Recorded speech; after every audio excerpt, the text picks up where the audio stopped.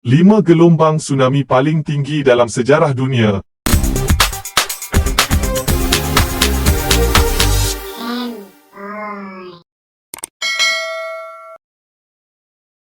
Kejadian tsunami yang berlaku melibatkan negara kita pada 26 Disember 2004 mengakibatkan kematian anggaran lebih 220,000 nyawa, 185,000 disahkan meninggal dunia selepas mayat mereka dijumpai.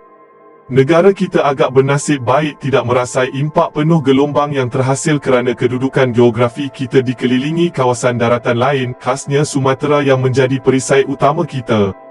Gelombang tsunami yang melanda direkodkan sekitar 51 meter tingginya menyebabkan kerosakan yang besar berlaku.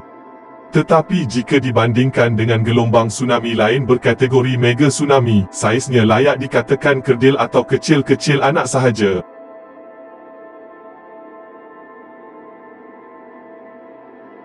Nombor 5. Tragedi Tasik Lovatnet, Norway 74 meter.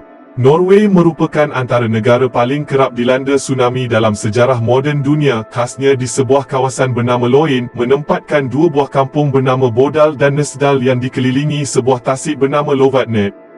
Terdapat sebuah gunung setinggi 1493 meter di situ dinamakan Ramnefjalele. Struktur gunung itu yang semakin kerap mengalami tanah runtuh malangnya gagal diberikan perhatian khusus masyarakat setempat walaupun kejadian itu sering berulang.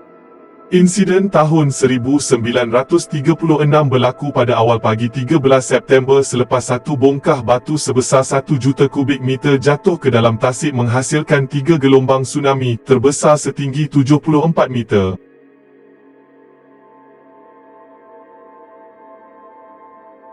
Nombor 4. Fjord Taan, Amerika Syarikat 193 meter. Kegagalan pengawasan cerun yang lebih teliti menyebabkan glasier yang terbentuk runtuh pada 17 Oktober 2015. Lebih 180 juta tan batu runtuh ke dalam Fjord Taan menghasilkan tsunami setinggi 193 meter. Tanah runtuh yang bermula pada jam 8.19 malam selama lebih 100 saat mengakibatkan batu runtuh pada kelajuan 30 meter 1 saat menghasilkan gelombang ombak yang berlaku dalam durasi 40 minit. Ombak tsunami yang terhasil dikesan bergerak sehingga 140 km jauhnya daripada lokasi tanah runtuh.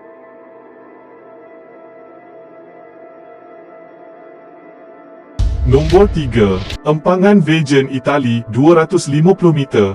Siap dibina pada tahun 1959, empangan Vejen ketika itu merupakan antara empangan terbesar di dunia pernah dibina.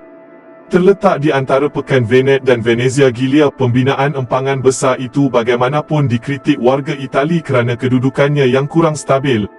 Walau demikian, projek empangan itu tetap diteruskan disebabkan keperluannya. Projek gergasi itu siap pada tahun 1960 namun mula berdepan masalah selepas beberapa kejadian tanah runtuh berlaku di sekitar kawasan empangan.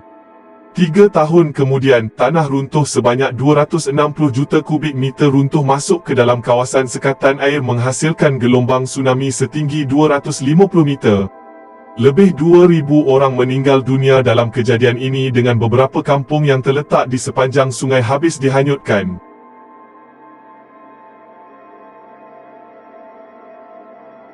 Nombor 2. Tasik Spirit, Amerika Syarikat 260 meter.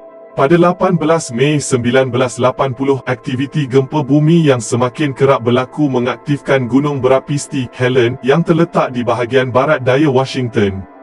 Kali terakhir gunung tersebut meletus berlaku dalam tempoh di antara tahun 1840 sehinggalah 1850. Letusan itu mula mengakibatkan berlakunya tanah runtuh yang akhirnya masuk ke dalam tasik Spirit yang terletak tidak jauh daripada gunung tersebut. Sebanyak 430 juta kubik meter tanah, debu, arang dan bermacam lagi kandungan menggantikan air tasik menghasilkan beberapa gelombang tsunami dengan yang terbesar setinggi 260 meter. 57 orang meninggal dunia dalam insiden ini, majoritinya disebabkan oleh letusan gunung berapi yang berlaku mengakibatkan kegagalan untuk bernafas.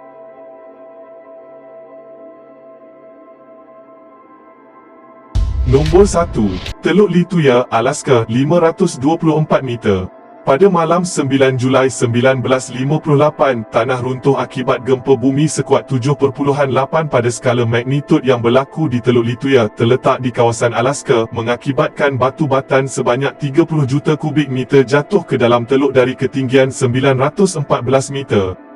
Kejadian tsunami berlanjutan dalam tempoh sejam selepas itu, dengan beberapa tsunami lebih kecil terhasil paling jauh direkodkan 250 km jaraknya dari tempat kejadian berkelajuan 190 km. Insiden tahun 1958 walaupun mencatatkan rekod sebagai paling dahsyat saiz tsunaminya, hanya mengorbankan 5 orang nyawa yang tidak bernasib baik menjalankan aktiviti perikanan ketika itu.